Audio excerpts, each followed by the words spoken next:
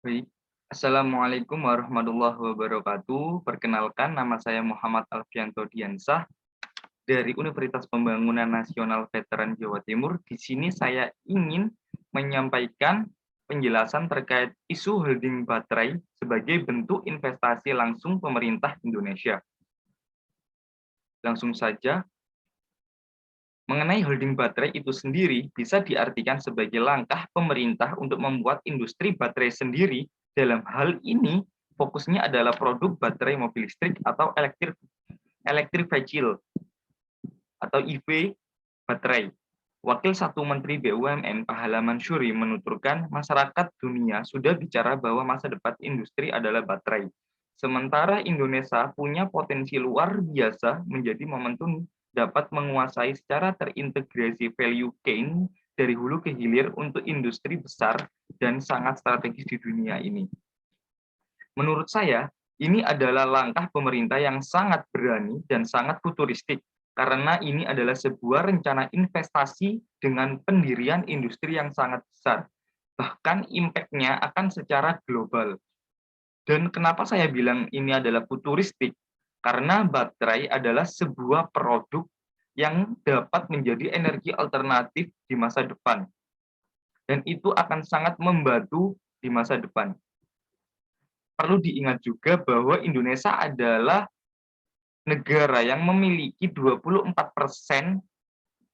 kekayaan nikel di dunia. Jadi itu sudah sangat cocok dan pas jika memang holding baterai ini direalisasikan di Indonesia.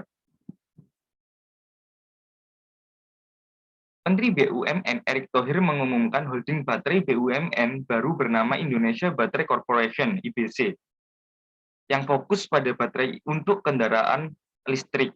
Perusahaan ini merupakan holding BUMN yang dikhususkan bagi baterai listrik untuk kendaraan yang terintegrasi dari hulu ke hilir, yang melibatkan 4 perusahaan plat merah atau BUMN, yaitu Pertamina, MAN ID, atau biasa disebut PT Inalum, PT Antam, dan PLN. Masing-masing perusahaan akan memiliki jatah 25% saham, tetapi masih dapat berubah jika ada mitra lagi yang masuk.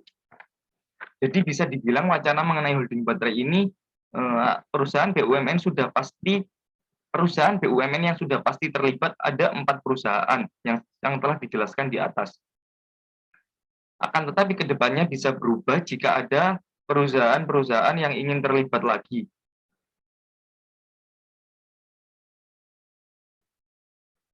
Estimasi total investasi dari IBC adalah senilai 17 miliar dolar atau sekitar 245,58 triliun yang dilakukan secara bertahap.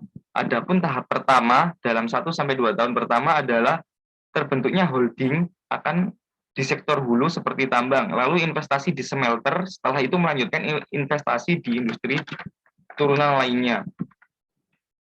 Berkat maraknya berita mengenai holding baterai ini juga pada awal tahun 2021 lalu menjadi katalis positif bagi saham-saham perusahaan seperti PT Antam dan PT Inalum. Harganya langsung naik secara signifikan karena berita holding baterai ini sendiri. Tentu total investasi di atas juga dapat berubah jika nantinya ada perusahaan penanam modal asing ataupun penanam modal dalam negeri yang ingin bekerja sama juga menjadi mitra dalam holding baterai ini lagi.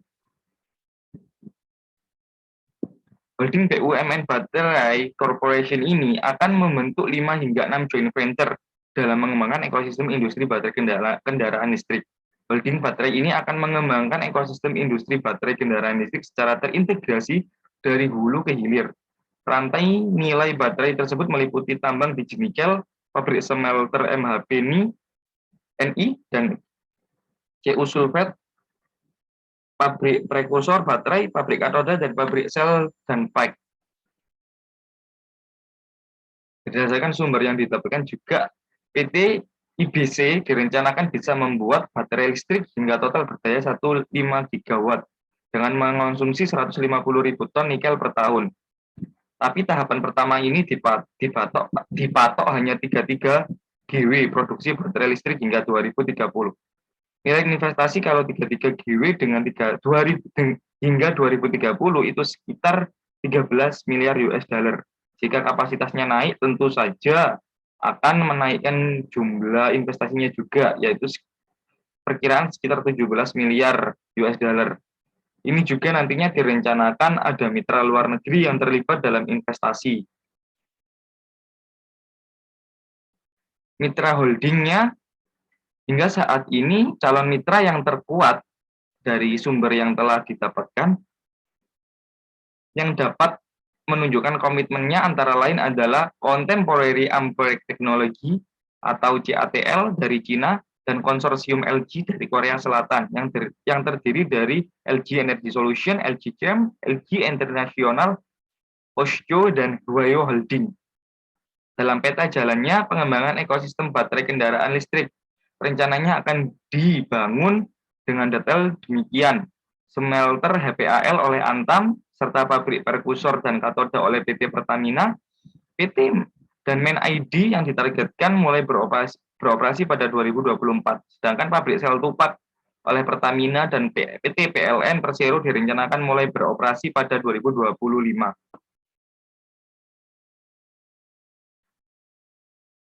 Melihat penjabaran di atas mengenai holding baterai ini, pemerintah Indonesia sudah sangat terlihat matang dalam merencanakan terkait holding baterai ini sendiri. Bahkan bisa dinilai 80% sudah akan terrealisasi. Jika memang seperti itu, maka akan sangat berdampak positif bagi sektor investasi di Indonesia. Contohnya mungkin akan banyak dibutuhkan lapangan pekerjaan ketika industri holding baterai ini nanti sudah berdiri. Dan juga mengenai bahan baku akan lebih mengutamakan produsen-produsen di dalam negeri. Jadi dapat membantu perekonomian produsen-produsen dalam negeri itu sendiri, meningkatkan perekonomian di dalam negeri. Terus juga yang pasti akan menambah devisa negara dari pajak, contohnya. Dan pasti masih banyak lagi dampak positif yang akan didapatkan ketika holding baterai ini terrealisasi. Maka akan sangat menarik ditunggu perkembangannya terkait holding baterai ini. Demikian penjelasan dari saya, dan saya menjelaskan penjelasan-penjelasan di atas dengan sumber-sumber yang telah tertera di atas. Kurang lebihnya saya mohon maaf, dan jika ada salahnya, dipersilahkan untuk memberikan koreksi dengan bahasa yang sopan dan santun. Terima kasih telah menonton video ini, semoga bermanfaat dan dapat menambah ilmu dari teman-teman semua. Wassalamualaikum warahmatullahi wabarakatuh.